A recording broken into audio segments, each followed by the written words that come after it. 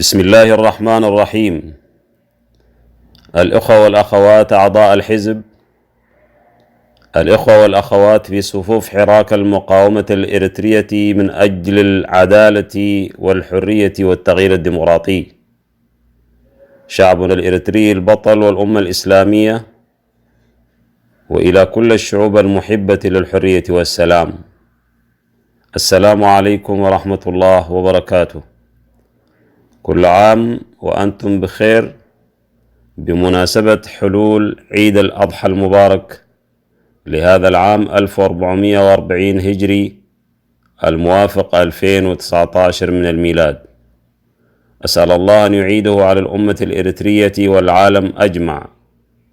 وقد تبدلت الأحوال لتكون وفق الآمال والتطلعات والأحلام التي تراودنا في ظلمة الليل ووهج النهار. الأخوة والأخوات،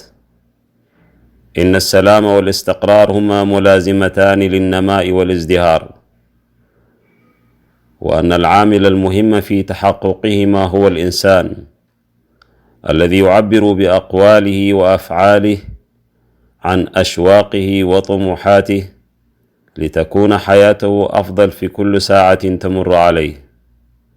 وهذا الإنسان لا يمكن أن يفجر طاقاته ويكون مبدعا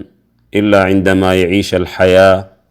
التي تكفل له الحرية والكرامة. الإخوة والأخوات،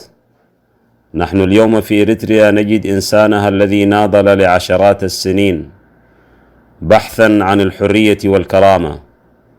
نجده اليوم وبعد أن حظي بالاستقلال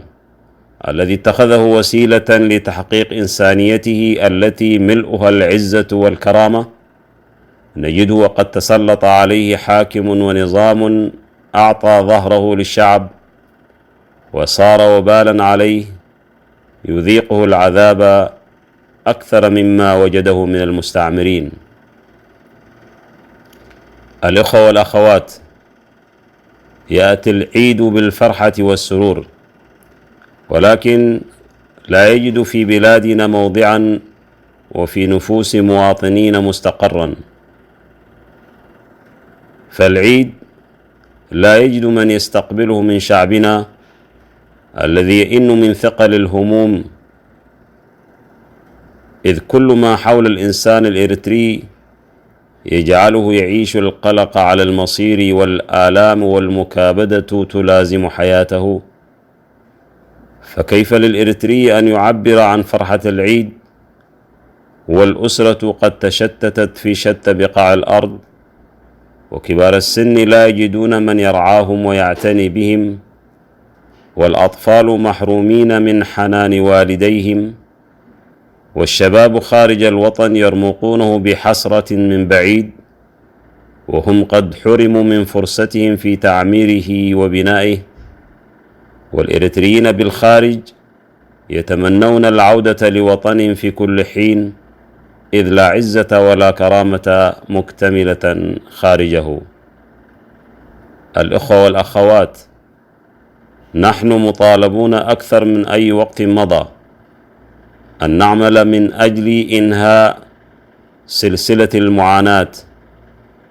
ونوقف خط إنتاج البؤس والشقاء وهو نظام الهجدف، ونقف وقفة واحدة ضده ونعمل من أجل إنهاء بقائه، لا سيما وأن فرصة العمل مجتمعين صارت اليوم متأتية أكثر من أي وقت مضى، بعد أن توحدت المفاهيم بأن في التغيير كل الإريتريين رابحين وكلهم منتصرين، لأن زوال النظام يعني الانتصار على الظلم بشتى أنواعه، وعلى الفقر والجوع والفرقة والتشتت، فكلنا كاسبون، لأننا سننعم بوطن تسوده روح التسامح والأخوة والتعاون وتبادل الاحترام، وطن يتمتع أبناؤه بالحرية ويقاد بالنظم والقوانين، ولا يكون حكرا في يد فرد مستبد أو حزب مهيمن، فقيادة الوطن تكون في أيد أمينة تتحلى بالمقدرة والجدارة، تحقق لأبناء الوطن تطلعهم وتأتي باختيارهم وتبقى برضاهم. الإخوة والأخوات، إن ماضينا يؤكد لنا بأننا شعب معطاء وجسور، وتاريخنا المضيء يحفزنا للعودة لمسار العمل والكفاح، فالحياة السعيدة تصنعها الشعوب، ونحن أكثر من غيرنا نحتاج للتغيير، إذ ليس هناك ما يستحق البقاء فيه والسكوت عليه. الإخوة والأخوات، أتمنى أن نستقبل العيد القادم ونحن في وطن جميل، ونملأ كل ربوعه أفراحا، ونرى الأطفال بابتسامتهم المشرقة وبصحبة آبائهم وأمهاتهم، ونرى كبار السن مع أحفادهم سعداء، وكل أبناء الوطن يعيشون